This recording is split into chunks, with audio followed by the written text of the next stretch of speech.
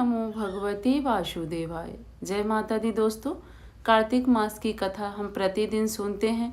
आज हमारी कथा का 7वां अध्याय है। जो लोग नए जुड़े हैं उनको बता दूं, इस चैनल पे कार्तिक मास की कथा प्रतिदिन सुनाई जाती है। पहला अध्याय से 35 अध्याय तक की कथा हम पूरे कार्तिक महीने सुनेंगे। आगे की कथा सुनने के लिए चैनल को सब्सक्राइब कर लें, बेल आइकन प्रेस कर दें, जिससे आगे मैं पूजा पाठ की कोई भी वीडियो डालूंगी आपको नोटिफिकेशन सबसे पहले मिल जाएगा। चलिए आज की कथा हम प्रारंभ करते हैं। कार्तिक मास का 7वां अध्याय का कथा।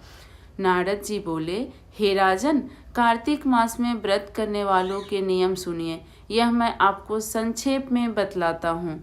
जो मनुष्य कार्तिक मास का व्रत करता है वह सब तरह से आमिष, मांस, उर्दराई, खटाई तथा मादक वस्तुओं का प्रयोग न करे। यह व्रत करने वाला दूसरों का अन्न न ग्रहण करे, किसी से द्वेष न करे तथा तीर्थ के अतिरिक्त अन्य कोई यात्रा न करे। देवता, वेद, ब्राह्मण, गौ, वर्ती, नारी, राजा तथा गुरुजनों की निंदा न करे। यह व्रत करने वाला दाल, तिल, पकवान और क्रय किया हुआ भोजन ग्रहण न करे। चुगली, निंदा न करे। किसी भी जीव का मांस छूना, पान में चूना, नींबू में मसूर, बासी तथा जूठे अन्न का प्रयोग न करे। बकरी, गाय तथा भैंस के अतिरिक्त अन्य किसी पशु का दूध कभी प्रयोग में न लावें। तांबे के बर्तन में रखा हुआ पंचम, बहुत छोटे घड़े का पानी एवं केवल अपने लिए ही पका हुआ अन्न ग्रहण करे। कार्तिक मास के व्रती सदा ब्रह्मचर्य से रहे, पृथ्वी पर सोए और दिन में चौथे पहर केवल एक बार पत्तल में भोजन ग्रहण करे। यह केवल नरक चतुर्दशी को तेल लगा सकते हैं, अन्य तिथियों में बिल्कुल नहीं। कार्तिक मास के व्रती मनुष्य सिंघाड़ा, प्याज, मट्ठा, गाजर, मूली इन सब वस्तुओं को बिल्कुल प्रयोग में न लावे। लौकी, मट्ठा, काशी फल, तरबूज इन सब वस्तुओं का कार्तिक मास का व्रती बिल्कुल सेवन न करे।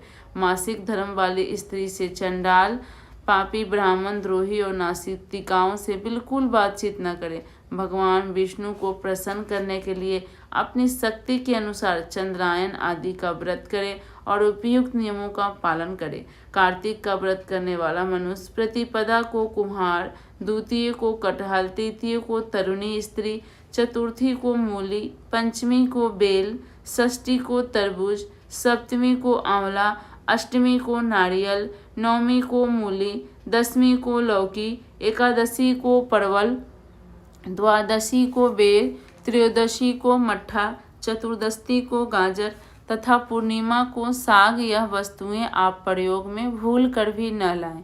आंवला का प्रयोग रविवार को न करें। व्रती यदि इन शाकों में कोई भी शाक सेवन करना चाहते हैं तो पहले ब्राह्मण को देकर खाएं। यही विधान माघ मास के व्रत के लिए भी है। देवोत्थान एकादशी में पूर्वोक्त विधि के अनुसार नृत्य, जागरण, गायन, वादन आदि करें। इसको विधिवत करने वाले मनुष्य को देखकर यम के दूत इस प्रकार भाग जाते हैं जैसे सिंह की गर्जना से हाथी भाग जाते हैं। यह कार्तिक मास का व्रत सब व्रतों में श्रेष्ठ है। इसके अतिरिक्त जितने भी व्रत यज्ञ वह 1000 की संख्या में किए जाने पर इसकी तुलना कभी नहीं कर सकते, क्योंकि यज्ञ करने वाले मनुष्य तो केवल स्वर्ग में ही जाते हैं, किंतु कार्तिक मास का व्रत और अनुष्ठान करने वाला प्राणी सीधा वैकुंठ हो जाता है। जिस प्रकार राजा की रक्षा उसके अंगरक्षक करते हैं, उसी तरह कार्तिक मास का व्रत करने वाले की रक्षा स्वयं भगवान विष्णु करते हैं। इंद्र आदि देवता भी करते हैं। कार्तिक मास का व्रत करने वाला मनुष्य जहाँ कहीं भी रहता है वहीं पर उसकी पूजा होती है, उसका यश होता है। उस स्थान एक से जहाँ वह रहता है भूत, पिशाच आदि कोई भी नहीं आ पाता। विधि सहित कार्तिक मास का व्रत करने वाले मनुष्य के पुण्य का वर्णन श्री ब्रह्मा जी भी नहीं कर सकते हैं। वह यह व्रत संपूर्ण पापों का नाश करने वाला है, पुत्र, पौत्र और धन्य धान को बढ़ाने वाला है। तो प्रेम से बोलिए कार्तिक महात्म्य की जय, विष्णु भगवान की जय। आज हम लोग कार्तिक महात्म्य कथा की 7वां अध्याय सुने हैं। आगे की कथा सुनने के लिए, पूजा पाठ की वीडियो देखने के लिए, शास्त्र और वास्तु की बातें जानने के लिए चैनल को सब्सक्राइब कर लें। इस वीडियो को एक लाइक कर दें और कमेंट में जय श्री विष्णु जरूर लिखें। इसी तरह की आगे की कथा के साथ कल फिर मिलेंगे। जय माता दी।